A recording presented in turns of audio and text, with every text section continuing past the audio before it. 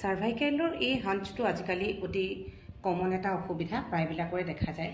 ডিঙিৰ যিটো হাম্প বা সাৰ্ভাইকেল হাঞ্চ বুলিও কোৱা যায়, সেইটো আজিকালি অতি কমন হৈ পৰিছে। বহু শিশুসকলৰো দেখা যায় এইডোখৰ অংশ অকণমান উঠা, বহুতো মহিলাৰো দেখা যায় দীঘল পিঠিটো ওলাই পৰিলে গোটেইটো কোজা হৈ থকা নিচিনাকৈ ডিঙিৰ ওচৰতে এইখিনি বেকা হৈ ওলাই যায়। লাগিলে বিষ থাককেই বা নাথাকক, সেইটো আচলতে আমাৰ বিষৰ আৰম্ভণি।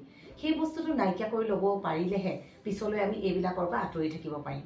তো এনেকুৱা ধৰণৰ কিছুমান অসুবিধাৰ পৰা আমি হাত সাৰিবৰ কাৰণে কেইটামান এক্সাৰচাইজ ঘৰতে কৰি সেইবিলাকৰ পৰা দূৰত থাকিব পাৰোঁ। এই এক্সাৰচাইজকেইটা আপোনালোকে ঘৰতে 15 বাৰকৈ দিনে 2 বাৰকৈ কৰিলে এইখিনি অসুবিধাৰ পৰা দূৰ হ'ব পাৰিব। এওঁ এতিয়া ট্ৰিটমেণ্টত আছে, এইটো যথেষ্টখিনি আগতকৈ কমিলেই, তথাপিও আজি এই বিষয়ে আমি আলোচনা কৰিবলৈ ওলাইছোঁ। এই অসুবিধাটোৰ কাৰণে কেইটামান ব্যায়াম ঘৰতে কৰি আপোনালোকে এইটো প্ৰিভেণ্ট কৰিব পৰা যায়। ফাৰ্ষ্ট অফ অল জাষ্ট ওপৰলৈ উঠাই দিয়ে।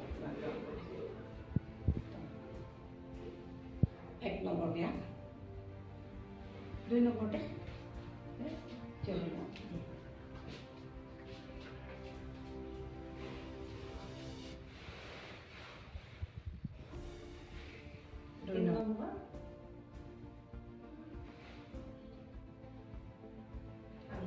just place your hand like this.